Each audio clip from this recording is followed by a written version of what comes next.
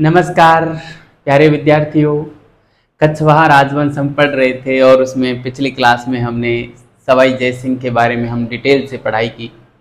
पूरा आराम से पढ़ा हमने। 2 क्लासों में सवाई जय सिंह को पूरा किया, जिसमें उसकी कुछ सांस्कृतिक उपलब्धियां भी देखी, उनके दरबारी विद्वान देखे, किस प्रकार से उनकी ज्योतिष में रुचि थी वो सब कुछ देखा।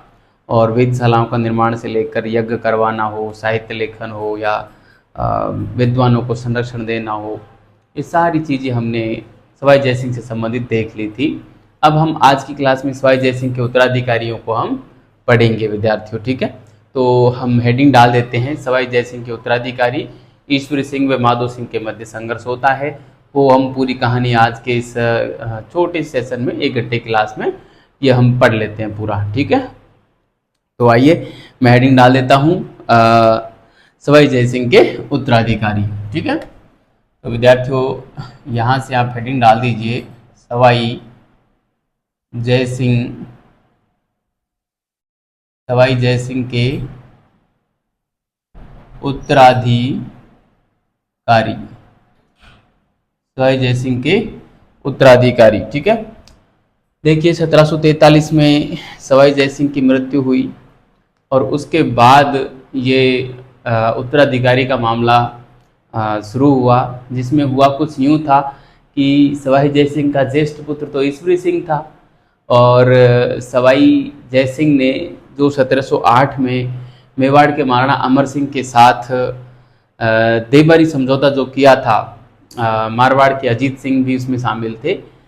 उस समझौते के तहत मारवाड़ के अमर सिंह सेकंड ने यह बात रखी थी, यह शर्त रखी थी कि उसने अपनी पुत्री का विवाह किया था चंद्र कुंवरी का जय सिंह के साथ, और ये शर्त रखी थी कि इस चंद्र कुंवरी के गर्भ से जो भी बच्चा जन्म लेगा वो ही जयपुर राज्य का वास्तविक हकदार होगा। तो उस विवाह के तहत वो जो विवाह हुआ था चंद्र कुंवरी का जय सिंह के साथ, उससे जय सिंह को एक पुत्र प्राप्त हुआ, वो था माधो सिंह। तो इस प्रकार से हम बात करें कि जयपुर राज्य का उत्तराधिकारी कौन था, तो इसमें 2 उत्तराधिकारी नजर आते हैं, ज्येष्ठ पुत्र के आधार पर ईश्वरी सिंह और देवबारी समझौते के आधार पर माधो सिंह। अब इन दोनों ने ही अपने अपने और शासन पर दावे की बात रखी और इन दोनों के बीच में लगातार संघर्ष चला, ठीक है। ईश्वरी सिंह शासक बन जाते हैं और फिर माधो सिंह जो है वो मेवाड़ के शासक जगत सिंह, यहाँ तक आते आते जगत सिंह आ गए थे अमर सिंह की जगह, तो मेवाड़ के शासक जगत सिंह और कोटा के शासक दुर्जन साल, प्लस कुछ बूंदी का भी सहयोग था, कुछ मराठों का सहयोग था, उनके सहयोग से और माधो सिंह ईश्वरी सिंह से लगातार संघर्ष करता है और अंततः ईश्वरी सिंह जो है आत्महत्या कर लेता है और उसके बाद शासन सत्ता आमेर जयपुर की जो है आ जाती है माधो सिंह के साथ, माधो सिंह के पास। तो ये पूरी कहानी हम जानेंगे आज, बड़ा ही इंटरेस्टिंग है और आप पूरी कहानी फॉर्मेट में समझोगे तो आपको पूरी कहानी आसानी से ये समझ में आ जाएगी। ज़्यादा रटने वाला मामला नहीं है, सारे फैक्टों को मैं बीच में ऐड करता जाऊंगा ताकि आपको किसी प्रकार की कोई समस्या नहीं आएगी, ठीक है। तो पहले मैं एक बेसिक इंट्रो यहाँ पे बता देता हूँ कि किस प्रकार से क्या हुआ, जो भी मैंने बोल के सुनाया उसको मैं लिख देता हूँ और फिर हम आगे की कहानी जो है वो सुनेंगे और फिर लिखेंगे, ठीक है। तो चलो मैं यहाँ पे लिखना प्रारंभ करता हूँ विद्यार्थियों। हम स्टार्ट करते हैं 1743 ईस्वी में। 1743 ईस्वी में सवाई जय सिंह की मृत्यु के बाद उसके उत्तराधिकारी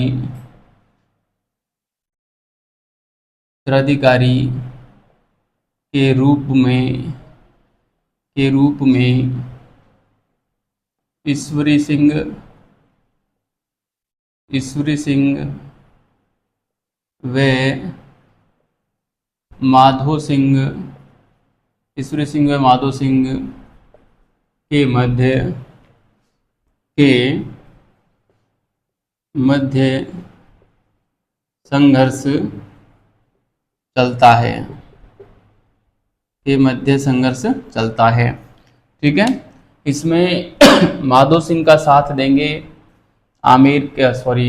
मेवाड़ के महाराणा, है ना। इस संघर्ष में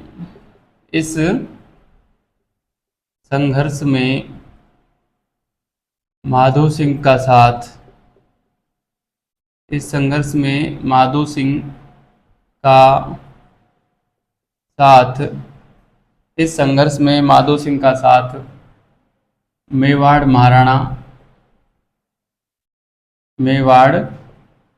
महाराणा जगत सिंह सेकंड और कोटा के दुर्जनशाल व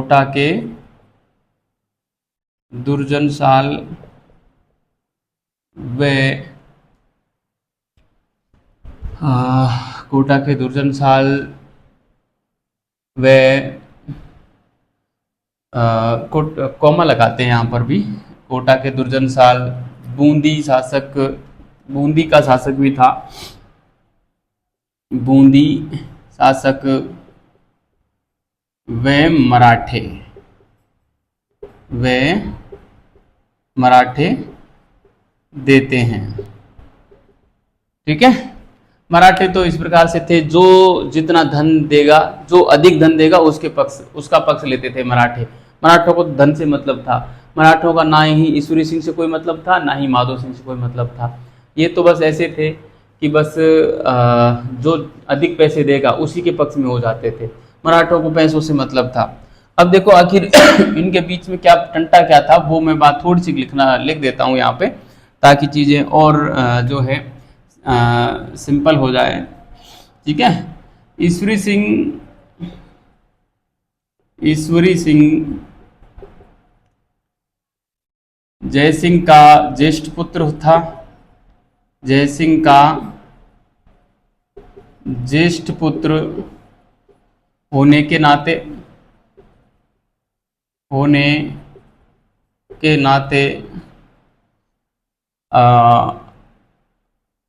नाते अपनी दावेदारी पेश कर रहा था, अपनी दावेदारी पेश कर रहा था।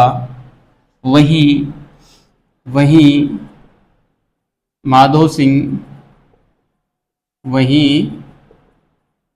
सिंह देबारी समझौते के आधार पर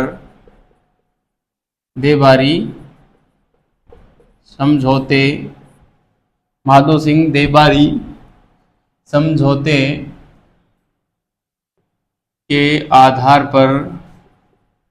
समझौते के आधार पर अपनी दावेदारी पेश कर रहा था। ठीक है, तो ये टंटा था विद्यार्थियों दोनों के बीच में कि ईश्वरी सिंह तो ज्येष्ठ पुत्र था, इस कारण से अपनी दावेदारी पेश कर रहा था, वहीं माधो सिंह देबारी समझौते के आधार पर अपनी दावेदारी पेश कर रहा था। अब इन दोनों के बीच में जो है संघर्ष प्रारंभ होता है। ठीक है, अब मैं एक बात और लिख देता हूं, इस कारण दोनों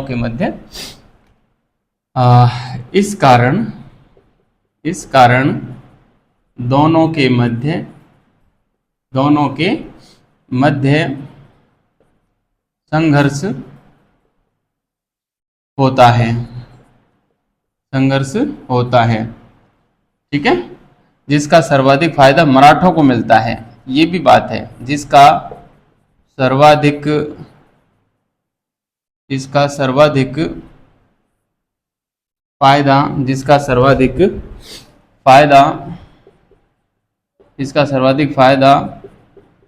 मराठों को मिलता है, जिसका सर्वाधिक फायदा मराठों को मिलता है। ठीक है, तो देखो अब किस प्रकार से क्या संघर्ष होता है, और यहाँ पे अब एक बाहुली की संधि होगी दोनों के बीच में।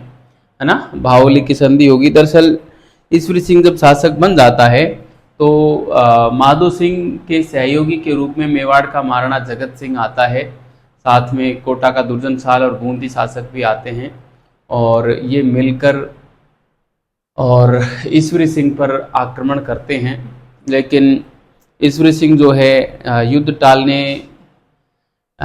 को टालने का ही प्रयास करता है कि क्यों लड़ा जाए, और अपने एक मंत्री को भेजता है ईश्वरी सिंह बात करने के लिए। राजमल खत्री नाम था उस मंत्री का, और राजमल खत्री को भेजकर और एक संधि कर लेते हैं, जिसको हम कहते हैं भावोली की संधि। 1743 में ही हो जाती है भावोली की संधि, जिसके तहत ये था कि जयपुर का जो शासक है वो ईश्वरी सिंह रहेगा, लेकिन माधो सिंह को जो है 5 लाख की आय वाला टोंक का परगना दे दिया जाएगा कि भाई माधो सिंह वहाँ प्रशासन कर ले, अपना गुजारा कर ले बढ़िया से। 5 लाख की आय उस जमाने में, 5 लाख की आय वाली जागीर मिलना अपने आप में बड़ी बात थी। तो इस प्रकार से ये संधि होती है। लेकिन कोटा का जो दुर्जन साल था उसको ये संधि पसंद नहीं आई, और उसने मेवाड़ के महाराणा को और उकसाया कि ऐसी संधि हम नहीं कर सकते, आपको तो पूरा ही, आपके भांजे को तो, क्योंकि ये भांजा ही तो था एक तरीके से ना, मतलब माधो सिंह आमेर का, सॉरी मेवाड़ की राजकुमारी का पुत्र था, है ना। तो दुर्जन साल ने मेवाड़ के महाराणा को उकसाया कि ये मतलब माधो सिंह का हक यहाँ पे छीना जा रहा है, माधो सिंह तो पूरे राज्य का हकदार है देवरी समझौते के तहत, फिर आप केवल एक परगने को लेकर क्यों खुश हो गए, इस प्रकार से उकसाता है। तो फिर मेवाड़ का महाराणा पुनः इनके ऊपर जो है आक्रमण करता है ना, जयपुर पर आक्रमण करता है, और ये आक्रमण करता है 1744 के बाद। 1744 में ईश्वरी सिंह जब मुगल दरबार में चला जाता है तब पीछे से ये आक्रमण करते हैं। तो ईश्वरी सिंह वापस लौटता है और मराठों के सहयोग से और मेवाड़ के महाराणा को पराजित करता है। साथ में दुर्जन साल वगैरह ये सब पराजित होते हैं, और माधो सिंह को जो टोंक का परगना दिया था वो भी इससे छीन लेते हैं, है ना। तो फिर ये जाते हैं, फिर ये मेवाड़ का जो हारा हुआ महाराणा है ये जाता है फिर मराठों के पास सहायता मांगने के लिए। तो वहाँ से आगे की कहानी हम बाद में सुनेंगे, पहले मैं इस कहानी को पूरी लिख देता हूँ, है ना। इसको लिखेंगे तभी जाके चीज़ें जो है और समझ में आएंगी, स्पष्ट होती चली जाएंगी, ठीक है। तो मैं यहाँ पे जो है भावली की संधि लिखता हूँ, एक हेडिंग डालते हैं भावली की संधि, है ना, भावली की संधि, ठीक है। ये होती है 1743 ईस्वी में, ठीक है। भावली की संधि 1743 ईस्वी में होती है। कैसे क्या हुआ, देखो कैसे ये संधि हुई, मैं यहाँ पे लिखना चाहूँगा कि जब ईश्वरी सिंह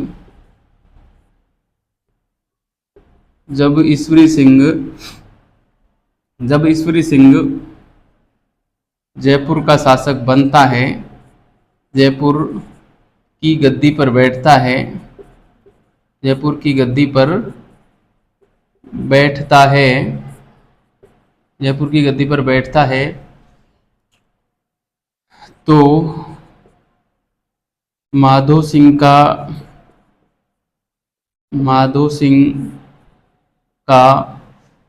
सहयोग करने हेतु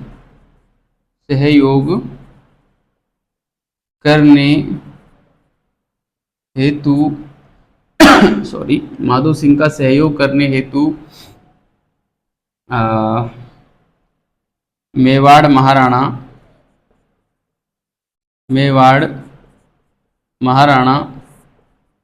जगत सिंह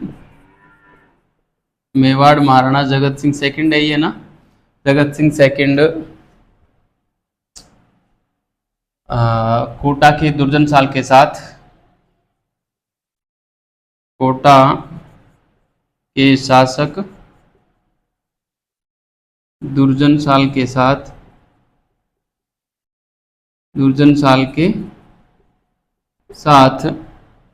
कोटा के दुर्जन साल के साथ जयपुर पर आक्रमण हेतु, जयपुर पर आक्रमण हेतु आगे बढ़ता है, आगे बढ़ता है। ठीक है। ईश्वरी सिंह लड़ाई नहीं चाहता था, उसने अपने मंत्री को भेजा राजमल खत्री को, जाके समझौता कर ले, क्या मतलब है लड़ने से, क्या मिलेगा, आपको कुछ नहीं मिलेगा, हमें कुछ नहीं मिलेगा, दोनों पक्षों का नुकसान होगा। ईश्वरी सिंह बड़ी समझदारी दिखाते हैं। हम लिखते हैं यहाँ पे कि ईश्वरी सिंह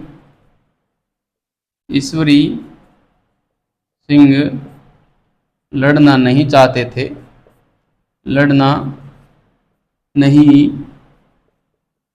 चाहते थे, इसलिए अपने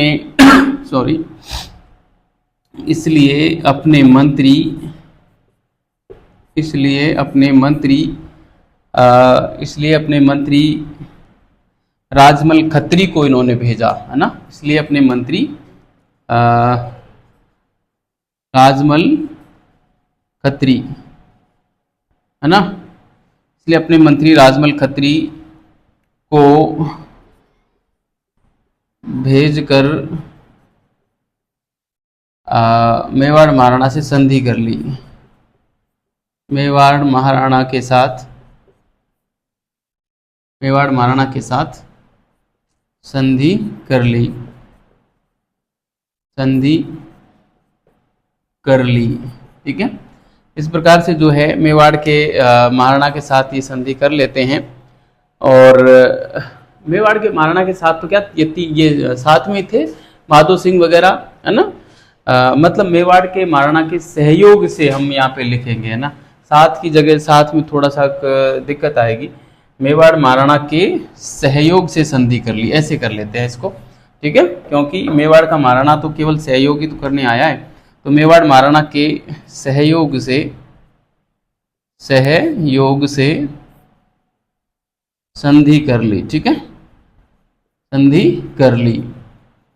ठीक है। अब शर्तें क्या थी, देखो शर्तें की बात करें हम, तो शर्तें क्या थी, तो शर्तों में विद्यार्थियों हम यहाँ पे लिखना चाहें शर्त थी, पहली शर्त तो यही रखी कि ईश्वरी सिंह जयपुर का शासक बना रहेगा। ईश्वरी सिंह जयपुर का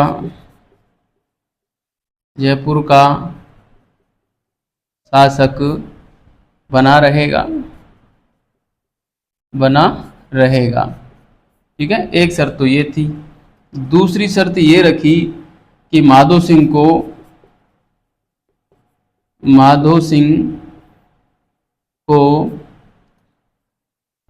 5 लाख रुपए की आय वाला टोंक परगना,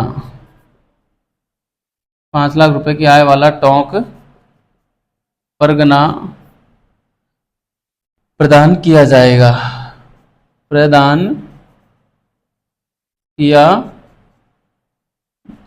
ठीक है, माधो सिंह को 5 लाख रुपए की आय वाला टोंक परगना प्रदान किया जाएगा। तो इन दो शर्तों के साथ भावली की संधि होती है और कुछ पलों के लिए युद्ध विराम होता है। लेकिन वही बात, ये दुर्जनशाल इस संधि को स्वीकार नहीं करता है और दुर्जनशाल उकसाता है मेवाड़ के महाराणा को कि ये संधि एक पक्षीय है, इसमें ईश्वरी सिंह को अधिक फायदा हो रहा है, माधो सिंह के अधिकारों का आनंद हो रहा है, जो भी है वो भड़काता है। और फिर ये ईश्वरी सिंह जब जाता है मुगल दरबार में 1744 ईस्वी में, तो फिर ये पीछे से और आक्रमण कर देते हैं जयपुर पर आक्रमण कर देते हैं।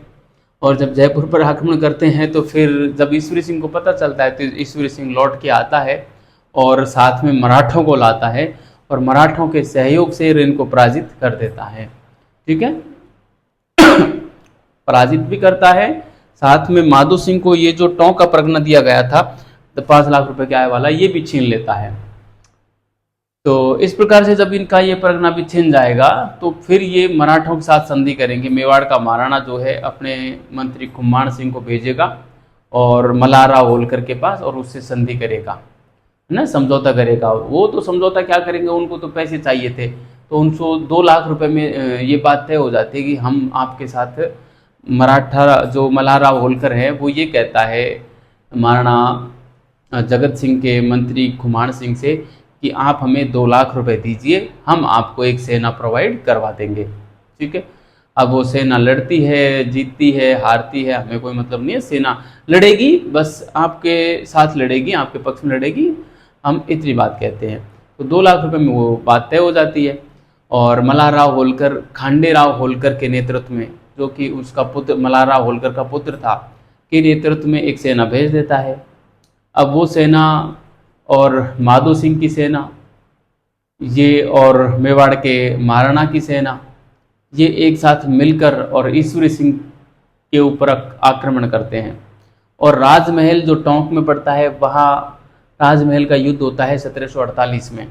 इस युद्ध में ईश्वरी सिंह की सेना का नेतृत्व हरगोविंद नाटा कर रहा था।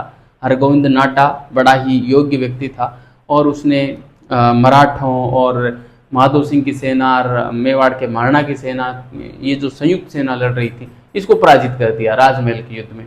और इस प्रकार से मराठे भी हारे, माधो सिंह भी हारा, मेवाड़ का महाराणा जगत सिंह भी हारा, और ईश्वरी सिंह की यहाँ पे विजय हुई। और ईश्वरी सिंह ने इस विजय के उपलक्ष्य में ईसरलाट, या जिसको हम सरगासूली कहते हैं, उसका निर्माण जयपुर में करवाया था। तो ये पूरी कहानी हम आगे की लिखेंगे, तब तक आप इसको उतारें विद्यार्थियों। और मैं आता हूँ अगली स्लाइड पे, फिर वहाँ पे बात करेंगे।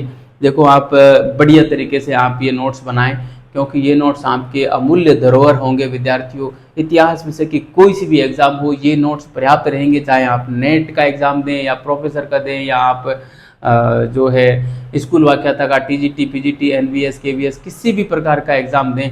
आप, मैं इतना डिटेल में पढ़ा रहा हूँ कि आपको किसी प्रकार का अन्य कोई पुस्तक पढ़ने की आवश्यकता रहेगी ही नहीं। बस पिछले साल के पेपरों से प्रैक्टिस कर लेना, आपका काम बढ़िया से हो जाएगा। ठीक है, तो आप बढ़िया तरीके से नोट्स बनाना। मैं एक एक शब्द को और आपके साथ पूरा डिटेल में लिखता हूँ, भाषा देकर लिखता हूँ, ताकि आपको किसी प्रकार की कोई समस्या ना आना पाए। ठीक है, तो मैं इसको मिटा रहा हूँ और अगली स्लाइड पे आते हैं अपन, और फिर हम यहाँ से आगे की बात करेंगे। ठीक है, तो चलो मैं इसको मिटा देता हूँ। आप बढ़िया तरीके से पढ़ते रहें। अब वैकेंसी आ गई है। पहले तो ये था कि क्या पता कब वैकेंसी आएगी, कब वैकेंसी आएगी। अब वैकेंसी भी आ गई है। खैर, आशा के अनुकूल सीटें नहीं मिली देखने को, लेकिन कयास ये लगाए जा रहे हैं कि सीटों की संख्या में वृद्धि होगी, और फिर जो है मुझे लगता है कि 600 से कम सीटों पे फाइनली भर्ती नहीं होगी, 600 से ऊपर ही सीटें रहेंगी लगभग मान के चलना आप, इतनी तो हो जाएंगी। अभी तो 90 सीट दिखाई हैं, लेकिन आप तय मानना, जहाँ तक मेरा अनुभव कहता है तो 600 से प्लस सीटें फाइनली, जब तक आपकी एग्ज़ाम होगी तब तक गवर्नमेंट बढ़ा देगी, बस आप इतना रखना। और वैसे आप तो 90 सीट ही मान के चलो, और 90 में भी आप तो ये मान के चलो आपका सिलेक्शन हो जाएगा, बस उस लेवल की तैयारी करो। ठीक है, जहाँ से भी आप जुड़ो, बढ़िया तरीके से पढ़ो, कोई भी टेस्ट सीरीज ज्वाइन करो, गजब की टेस्ट सीरीज ज्वाइन करना। उतनी जितनी जटिल टेस्ट सीरीज ज्वाइन करोगे ना, वो आपके लिए फ़ायदेमंद होगी, क्योंकि पेपर मान लो आसान भी आ गया तो आप तो यहाँ बिल्कुल हार्ड वर्क करके जाओगे, तो आसान पेपर को तो आसानी से हल कर दोगे। और पेपर मान लो जटिल भी आता है तो फिर आप जटिल पेपर तो यहाँ पे हल कर ही रहे हो, इसलिए जटिल पेपर भी आप आसानी से हल कर दोगे। ठीक है, तो कहने का मतलब एग्जाम में चाहे कैसा भी पेपर आ जाए, आप यहाँ पर यदि कठिन पेपर हल करके जाते हो, कठिन पेपर से प्रैक्टिस करके जाते हो, तो वहाँ पे पेपर कैसा भी आ जाए आपको फायदा ही फायदा है हर स्थिति में। ठीक है, इसलिए आप अच्छी क्वालिटी की टेस्ट सीरीज हो, पिछले साल के पेपर जरूर हल करना, वो रामबाण साबित होंगे। जितना हो सके उतना पिछले साल के पेपरों को हल करना। ठीक है, चलो हम यहाँ पे लिखते हैं उक्त संधि को, है ना, संधि की शर्तें लिखी थी हमने, है ना, उक्त संधि की शर्तों से, उक्त संधि की शर्तों से कोटा शासक दुर्जन साल नाराज था या खुश नहीं था। कोटा शासक दुर्जन साल दुर्जनशाल सहमत नहीं था, सहमत लिखते हैं हम, सहमत नहीं था, अतः इसने मेवाड़ महाराणा को, मेवाड़ महाराणा को पुनः ईश्वरी सिंह के विरुद्ध उकसाया, पुनः ईश्वरी सिंह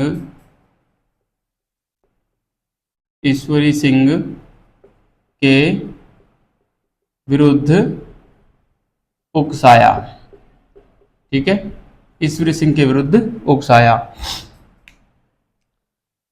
तथा महाराणा ने भी इसकी बातों को थोड़ा सा गौर से लिया और जो है जयपुर पर उस समय आक्रमण कर दिया जब 1744 ईस्वी में ईश्वरी सिंह मुगल बादशाह या मुगल दरबार में चले गए थे। ठीक है, तो मैं अगले फैक्ट के रूप में लिखूंगा 1744 ईस्वी में जब ईश्वरी सिंह मुगल दरबार गए तो महाराणा जगत सिंह ने जयपुर पर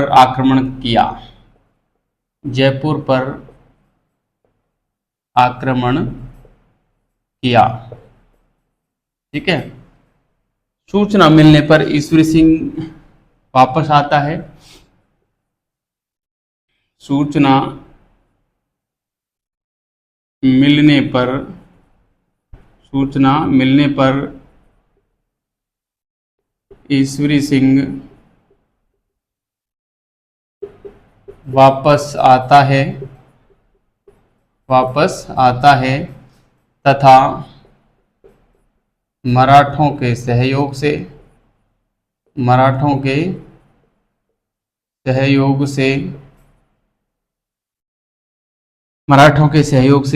महाराणा को पराजित करता है, महाराणा को पराजित करता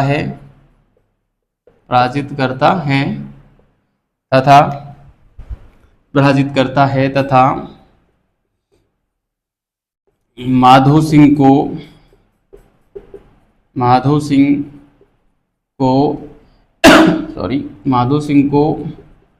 दिया गया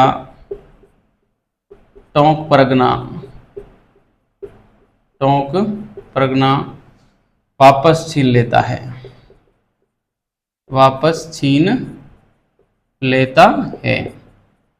ठीक है, तो इस प्रकार से और माधो सिंह के पास से टोंक का परगना भी छिन जाता है दुर्जनशाल के उकसाने पर और मेवाड़ के महाराणा की जिद्दी स्वभाव पर। ठीक है, तो अब ये मेवाड़ का महाराणा, हारा हुआ मेवाड़ का महाराणा क्या करता है, मराठों से जो है सहायता मांगता है, मराठों के साथ गठबंधन करता है। ठीक है, तो हम एक छोटी सी हेडिंग यहाँ पे डाल सकते हैं, महाराणा व मराठा गठबंधन बनता है यहाँ पे। तो एक छोटी सी हेडिंग डाल दीजिए आप कि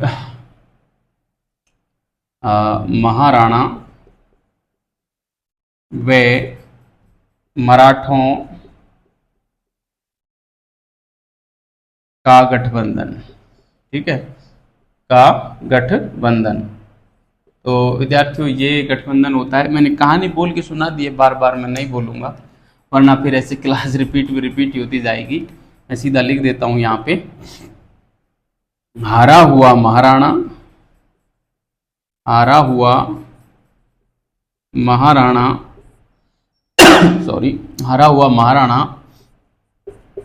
मराठों के साथ गठबंधन करता है,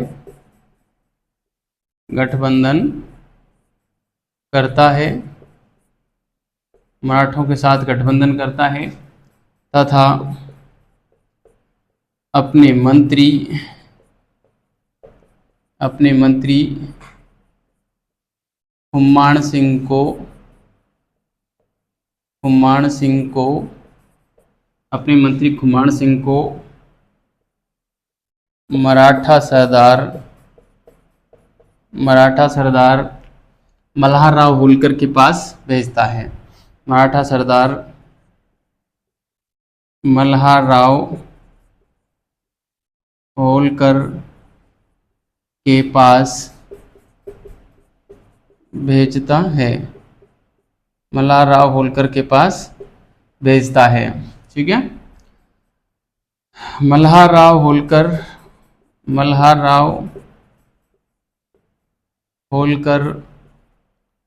2 लाख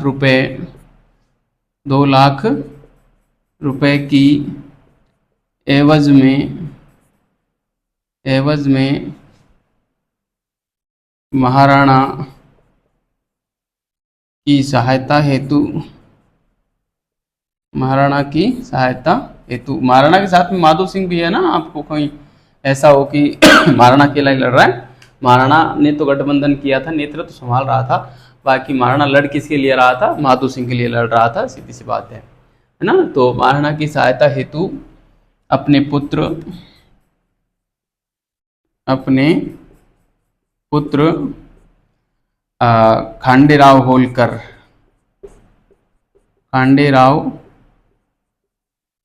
होलकर को भेजता है। ठीक है, तो इस प्रकार से जो है मल्हार राव होलकर अपने पुत्र खांडेराव होलकर को भेज देता है महाराणा और महाराणा जगत सिंह की सहायता करने के लिए। ठीक है, और इस प्रकार से अब ये राजमहल का युद्ध होता है। इस राजमहल के युद्ध में मेवाड़ के महाराणा और ये जो खांडेराव होलकर थे ये पराजित हो जाते हैं ईश्वरी सिंह की सेना से। और ईश्वरी सिंह का जो सेनापति था इसमें हरगोविंद नाटा था, है ना। तो हम यहाँ पे लिखते हैं आगे, मैं सीधा ही लिख देता हूँ अब राजमहल का युद्ध। ठीक है ना, ये ध्यान रखना, इसमें खांडेराव आया था, मल्हार राव होलकर स्वयं नहीं आया था, अपने पुत्र को भेजा था इसने, है ना। और ये 2 लाख रुपए में बात हुई थी, ये भी ध्यान रखना, ये पैसा का मामला पूछा जा सकता है। ये खुम्मान सिंह को ध्यान रखना कि मराठों से और गठबंधन के लिए किसको भेजा था, महाराणा जगत सिंह ने तो अपने मंत्री खुम्मान सिंह को भेजा था ना। ये बात भी आपको जो है ध्यान रखनी है। अब यहाँ पे एक हेडिंग डाल दीजिए आप, राजमहल का युद्ध। राजमहल ये कहाँ पड़ता है, टोंक में पड़ता है, टोंक, है ना, टोंक में पड़ता है राजमहल का युद्ध। ठीक है, जो कि लड़ा गया था 1747 ईस्वी में लड़ा गया था। और इसमें जो 2 पक्ष थे विद्यार्थियों, वो 2 पक्ष थे, मैं यहाँ पे अलग पेन से चलो लिख देता हूँ। एक साइड तो ईश्वरी सिंह की सेना थी, ईश्वरी सिंह की सेना, और इसका जो सेनापति था, ये था हरगोविंद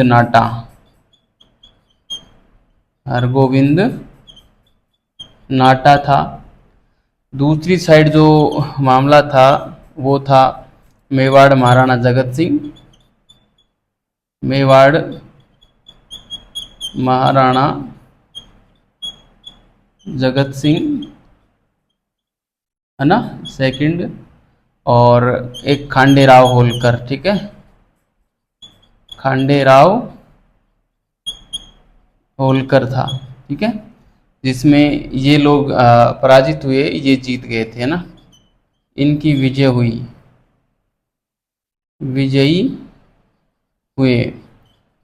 ठीक है, ये हार गए, ये जीत गए। और इस विजय के उपलक्ष्य में परिणाम क्या रहा कि इस विजय के उपलक्ष्य में ईश्वरी सिंह ने जयपुर में और सरगासूली या ईसरलाट का निर्माण करवाया था। ठीक है, तो इसमें इतना ये यहाँ पे हुआ।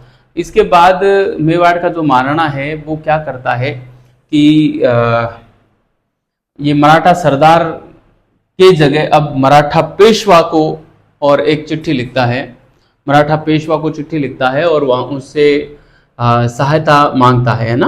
अभी तो मराठा सरदार से मांग रहा था, अब ये मांगेगा मराठा पेशवा से सहायता मांगेगा। और मराठा पेशवा आता है और निवाई में अपना पड़ाव डालता है, निवाई टोंक है ना, टोंक निवाई में अपना पड़ाव डालता है। तो मेवाड़ का जो महाराणा है वो वहीं पे जाता है और एक संधि होती है यहाँ पे, है ना, समझौता ही होता है निवाई में, जिसमें ईश्वरी सिंह अपना एक मंत्री भेजता है, या अपना जो एक प्रतिनिधि के रूप में भेजता है, केशवदास को भेजता है, और महाराणा स्वयं उपस्थित होता है और मराठा पेशवा आता है यहाँ पे। ठीक है, तो इस प्रकार से यहाँ पे निवाई समझौता होता है 1748 में। ठीक है, अब निवाई समझौते की शर्तें जो थी उसमें ये था कि निवाई समझौते में एक तो शर्त ये थी कि ईश्वरी सिंह जो है वो जयपुर का शासक बना रहेगा, है ना, ईश्वरी सिंह जयपुर का शासक बना रहेगा। और दूसरी शर्त ये थी कि माधो सिंह के पास जो है टोंक, टोडा, निवाई और मालपुरा, ये 4 प्रगने माधो सिंह को देगा। कौन? ईश्वरी सिंह, है ना। कौन कौन से? टोंक, टोडा, निवाई और मालपुरा, ये 4 प्रगने माधो सिंह के पास रहेंगे, ईश्वरी सिंह देगा। ठीक है, और एक शर्त ये और रखी, मराठों को क्या मिला इसमें? देखो, मराठों के लिए ये था कि माधो सिंह जो है वो मराठों को 10 लाख रुपए किस्तों में देगा। 10 लाख रुपए ले रहे हैं, वो भी माधो सिंह से ले रहे हैं किस्तों में, और 12 लाख रुपए ईश्वरी सिंह देगा मराठों को, है ना। ये एक मुश्ती देना था और माधो सिंह से किस्तों में लेना था, क्योंकि माधो सिंह के पास अभी आय का कोई साधन नहीं था, वो अभी शासक नहीं था, है ना। और ईश्वरी सिंह के पास तो राज्य था, इसलिए उनसे एक किस्त में मांगा और इससे कहा कि भाई आपके पास अभी राज्य नहीं है, अभी आप शुरुआत करोगे तो आप धीरे धीरे हमको किस्तों में जो है 10 लाख रुपए दे देना। इस प्रकार से मराठों ने 22 लाख रुपए की डिमांड रख दी किसमें? निवाई समझौते में। अब यहाँ से केशवदास ही ये इस समझौते में उपस्थित था। अब उस जमाने में ऐसे फ़ोन तो थे नहीं कि भाई फ़ोन करके कह दिया कि साहब हाँ ये बात हुई है। जब जैसे ही केशवदास ईश्वरी सिंह के पास पहुंचा, ईश्वरी सिंह को जाके ये मामला सुनाया कि ये शर्तें रखी गई हैं, तो ईश्वरी सिंह ने कहा कि नहीं, हम इस समझौते को नहीं मानते। ईश्वरी सिंह ने इसका विरोध किया समझौते का। तो इस समझौते का विरोध किया तो आगे इनको युद्ध करना पड़ा। मराठे और मेवाड़ के महाराणा जगत सिंह नहीं, मराठों से युद्ध करना पड़ा। इसमें मल्हारराव होलकर और जो है एक साइड हमारे ईश्वरी सिंह थे, है ना। ईश्वरी सिंह के साथ में भरतपुर के जाट शासक जवाहर मल भी थे, और इधर जो है मराठों के साथ में गंगाधर तांतिया नाम का एक व्यक्ति भी था, बड़ा ही बहादुर व्यक्ति था। तो इन दोनों के बीच में मतलब एक साइड मराठे जिसमें मल्हारराव होलकर, गंगाधर तांतिया था, और दूसरी साइड जयपुर का शासक ईश्वरी सिंह, और ईश्वरी सिंह का साथ देने आए थे भरतपुर के जाट शासक सूरजमल, है ना। तो इनके बीच में 1748 ईस्वी में बगरू का युद्ध हुआ, और इस बगरू के युद्ध में ईश्वरी सिंह जो है पराजित हुए। ठीक है, और ईश्वरी सिंह पराजित हुए तो ईश्वरी सिंह को यहाँ पर जो है संधि करनी पड़ी संधि करनी पड़ी मराठों के साथ में। और संधि में ये था कि ईश्वरी सिंह को जयपुर का शासक रहने दिया, माधो सिंह को उक्त 4 प्रगने तो दिए ही थे, टोडा, टोंक, मालपुरा और निवाई के अलावा राजमहल का प्रगना जो 5 लाख राजस्व वाला था वो भी सौंप दिया गया माधो सिंह को। और ईश्वरी सिंह मराठों को युद्ध हार जाने के रूप में और जो है एक बड़ी रकम यहाँ पे रखते हैं, कहते हैं कि 63 लाख रुपए और ईश्वरी सिंह के ऊपर थोप दिए मराठों ने कि अब आप हमें 63 लाख रुपए देंगे। अब ये ऐसी शर्त थी कि ईश्वरी सिंह इस स्थिति में था नहीं कि वो 63 लाख रुपए और मराठों को दे सके। अब ये संधि हो गई, परिणाम ये हुआ कि इतनी बड़ी रकम दे सकने में ईश्वरी सिंह समर्थ नहीं था, और मराठों को तो धन चाहिए था, मराठे तो आए ही धन के लिए थे। लगातार ईश्वरी सिंह को तंग करने लगे कि पैसा दो पैसा दो, आते जयपुर में आके पैसा मांगते, पैसा नहीं होता तो आम जनता को परेशान करते, और मतलब जयपुर का माहौल पूरा बड़ा ही खतरनाक बना रखा था मराठों ने। ईश्वरी सिंह ने तंग आकर और 1750 में जो ईशरलाट या सरगासूली इसने पहले बनाई थी उसके ऊपर से कूदकर और अपनी जान दे दी। यानी कि मराठों से तंग आकर ईश्वरी सिंह ने आत्महत्या कर ली, और इस प्रकार से ईश्वरी सिंह का जो शासनकाल था, एक तरीके से शासनकाल तो क्या ही कहें, उत्तराधिकार के युद्ध में ही ये चल बसा एक तरीके से। और उसके बाद शासक बनेगा माधो सिंह, और माधो सिंह किस प्रकार से निपटेगा मराठों से, वो कहानी हम आगे पढ़ेंगे। तब तक मैं ये जो कहानी बोल के सुनाई है उस पूरी कहानी को मैं यहाँ पे एक बार फिर लिख देता हूँ। ठीक है, आपने इसको उतार लिया होगा, और अब हम इससे आगे की बात करेंगे। ठीक है, मैं यहाँ पे थोड़ा सा लिख देता हूँ कि इस युद्ध में जीत के बाद, जीत यहीं पे लिख देता हूँ। ठीक है, जीत के बाद, इस जीत की खुशी में ऐसे लिख देते हैं, इस जीत की खुशी में ईश्वरी सिंह ने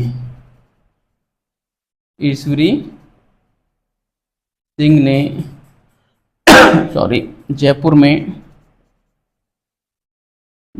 में ईशरलाट या सरगासूली का निर्माण करवाया। ईशरलाट,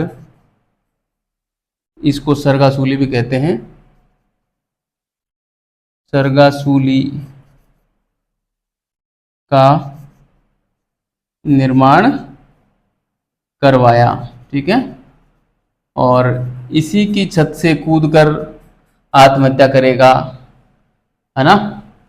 बताओ कैसा मामला है ये। ठीक है, अब मैं इसको मिटा रहा हूं और हम इससे आगे की बात करते हैं। ठीक है, राजमहल के युद्ध में ये हार जाते हैं कौन, मेवाड़ के जगत सिंह हार जाते हैं, और मराठे भी इसमें हार जाते हैं। मतलब मराठों का कोई फायदा मेवाड़ के जो है महाराणा जगत सिंह को हुआ नहीं, और वो माधो सिंह को राज्य नहीं दिला सके, हार गए, है ना। अब ये मराठा सरदार की जगह मराठा पेशवा से ही और जो है समझौता करेंगे, है ना, निवाई समझौता। तो अब हम यहाँ पे एक सीधी हेडिंग डाल सकते हैं, निवाई समझौता क्या था, और उस पर बात करेंगे। ठीक है, तो यहाँ पे हम डालेंगे निवाई समझौता। ठीक है, निवाई समझौता। ठीक है, निवाई समझौता होता है 1748 ईस्वी में, और क्या था इस समझौते का, पूरी कहानी मैं यहाँ पे आपको बोल के सुना दी है। अब मैं फिर से नहीं बोलूँगा, अब मैं यहाँ पे सीधा लिख देता हूँ। जब राजमहल युद्ध में महाराणा पराजित हुए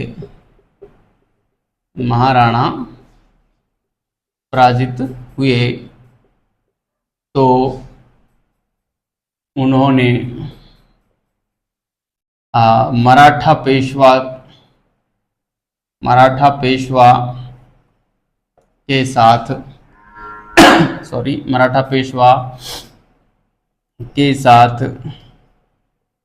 गठबंधन बनाने का निर्णय लिया।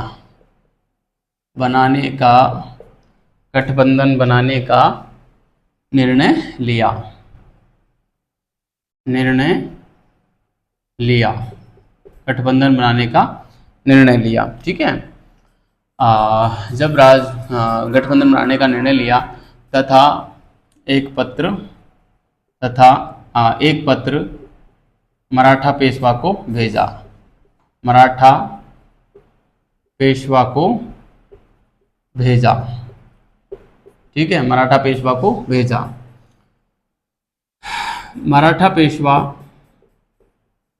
मराठा पेशवा जब दिल्ली से दक्षिण की ओर जा रहे थे, दक्षिण की ओर जा रहे थे तब दक्षिण की ओर जा रहे थे तब निवाई में अपना पड़ाव डालते हैं,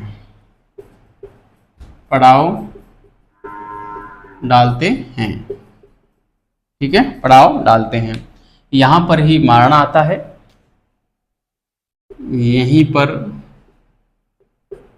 महाराणा आते हैं, यहीं पर महाराणा आते हैं तथा ईश्वरी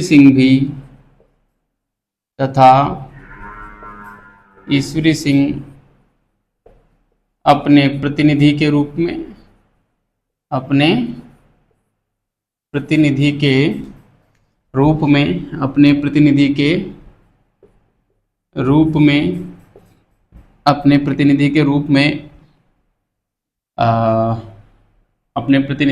में केशवदास को भेजते हैं,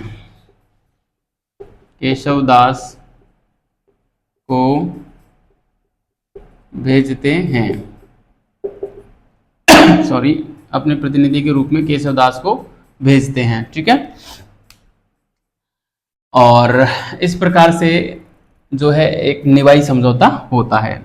इस प्रकार एक समझौता होता है,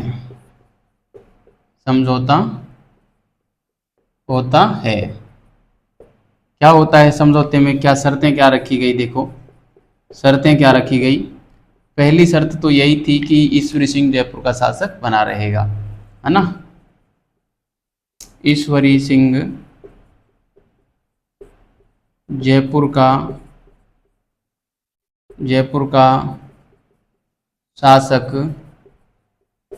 बना रहेगा, ईश्वरी सिंह जयपुर का शासक बना रहेगा। नंबर 2, माधो सिंह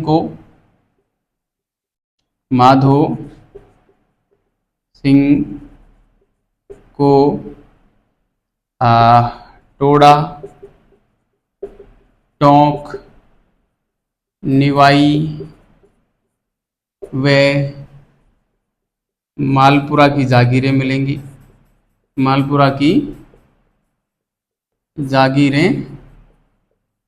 मिलेंगी, ठीक है। और तीसरी बात क्या थी कि माधो सिंह मराठा पेशवा को 10 लाख रुपए किस्तों में, 10 लाख रुपए किस्तों में व ईश्वरी सिंह 12 लाख रुपए देगा, ईश्वरी सिंह 12 लाख रुपए देगा। बताइए उस जमाने में कितना बड़ा अमाउंट था, ठीक है, बहुत बड़ी राशि थी लेकिन मराठों ने रखी। अब जैसे ही इस समझौते की शर्तों का पता ईश्वरी सिंह को चला तो ईश्वरी सिंह ने इसको खारिज कर दिया, तो फिर मराठों ने इनके ऊपर आक्रमण कर दिया। तो हम यहाँ पे लिखेंगे सॉरी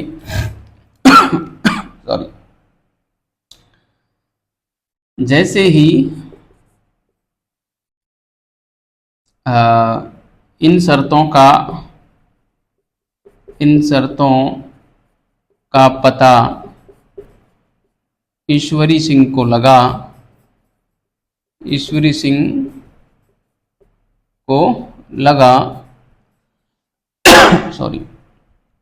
उसने इस समझौते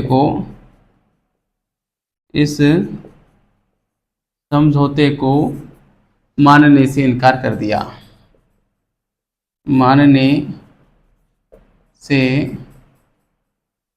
इनकार कर दिया, अतः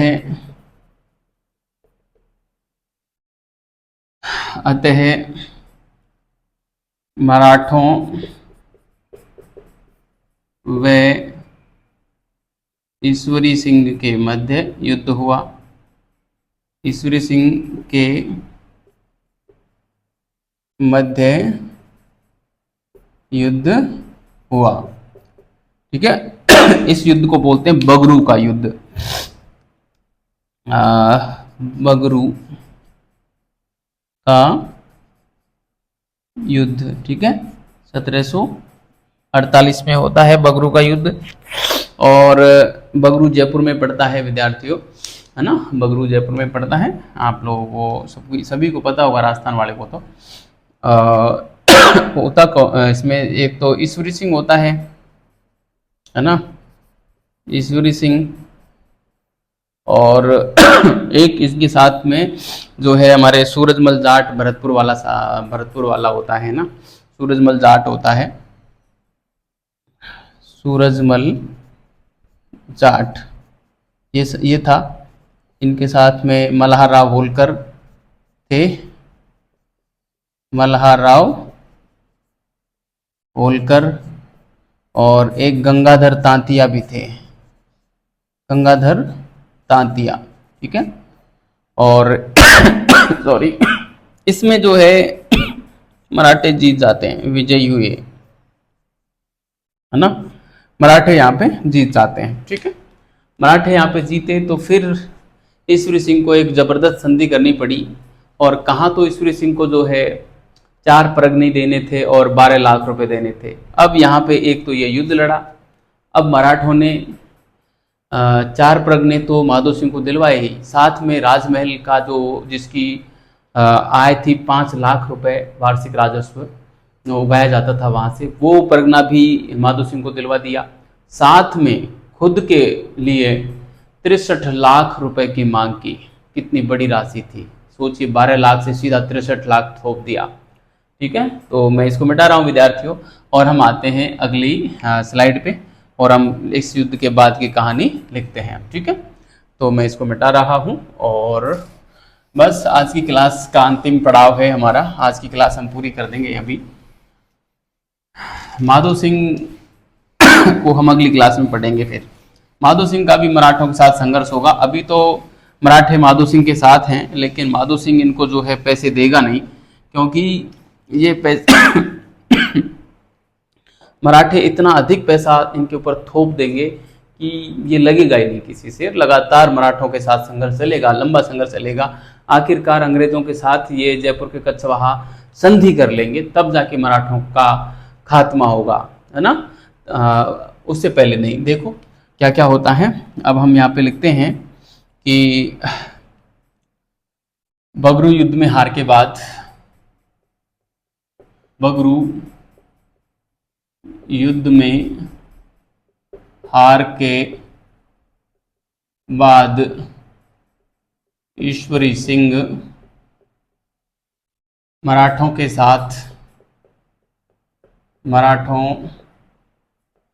साथ संधि करने हेतु मजबूर होता है,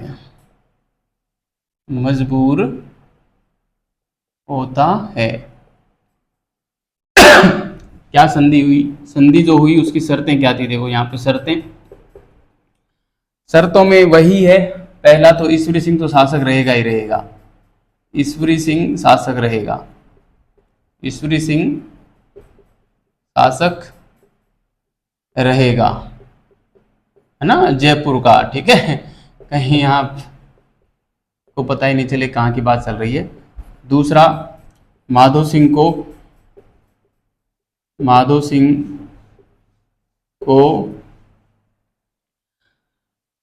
सॉरी, जो 4 परगने ऊपर दिए गए थे उनके अलावा, है ना, माधो सिंह को उक्त 4 पहले हमने लिखे थे, उक्त 4 के अतिरिक्त मतलब मालपुरा, टोंक और टोडा और निवाई के अतिरिक्त राजमहल का परगना, राजमहल का 5 लाख राजस्व वाला परगना, 5 लाख राजस्व वाला परगना दिया जाएगा, परगना दिया जाएगा। सबसे मोटी शर्त ये थी, युद्ध हर जाने के रूप में, युद्ध हर जाने के रूप में, युद्ध हर जाने के रूप में 63 लाख रुपए, बाप रे बाप, 63 लाख रुपए ईश्वरी सिंह मराठों को देगा, मराठों को देगा। हाथ दर्द करने लगा है भैया। 63 लाख रुपए ईश्वरी सिंह मराठों को देगा, ये बात यहाँ पे रखी। और ये एक ऐसी शर्त थी जो किसी भी कीमत पे ईश्वरी सिंह को गवारा नहीं थी। ये शर्त ईश्वरी सिंह को नागवार गुजरी और ईश्वरी सिंह आखिरकार मराठों के चंगुल से हमेशा हमेशा के लिए आज़ाद हो जाता है। तो वो बात हम लिखते हैं यहाँ पे, सॉरी, ईश्वरी सिंह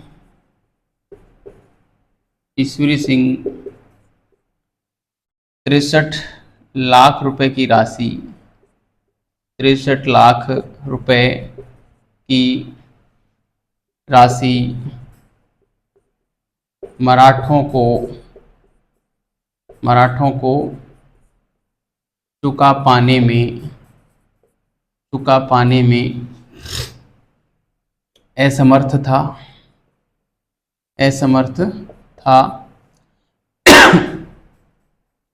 वहीं मराठे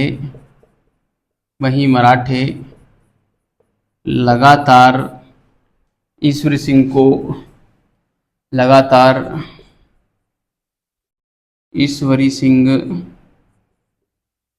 को पैसे के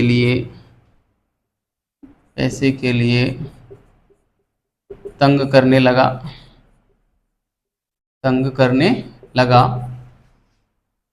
मजबूर होकर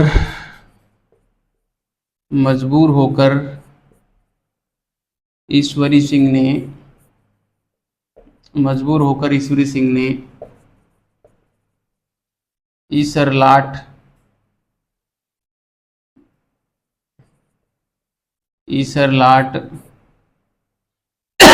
या सरगासूली, ईसरलाट या सरगासूली से कूदकर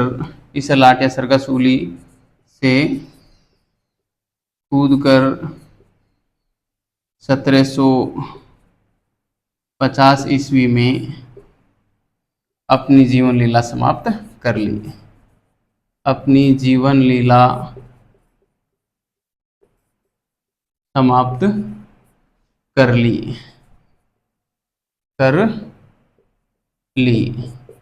मरना ही था तो मराठों से लड़ के मरता, वहां जाके क्यों मरा? क्या पता युद्ध में लड़ते लड़ते मराठे पराजित ही हो जाते। लेकिन क्या परिस्थिति ईश्वरी सिंह के लिए रही होगी कि वो ईसरलाट से कूद कर मरा, ना कि युद्ध मैदान में, है ना। जो भी रही हो, आप विद्यार्थियों से बढ़िया तरीके से तैयार करें, ठीक है। और ये सवाई जयसिंह के उत्तराधिकारी का मामला था। इसके बाद अब शासक बनेगा माधो सिंह, और फिर माधो सिंह का मराठों के साथ क्या संबंध रहेगा वो हम पढ़ेंगे अगली क्लास में। तब तक के लिए बहुत बहुत धन्यवाद विद्यार्थियों। अच्छे रहिए, मस्त रहिए और पढ़ते रहिए।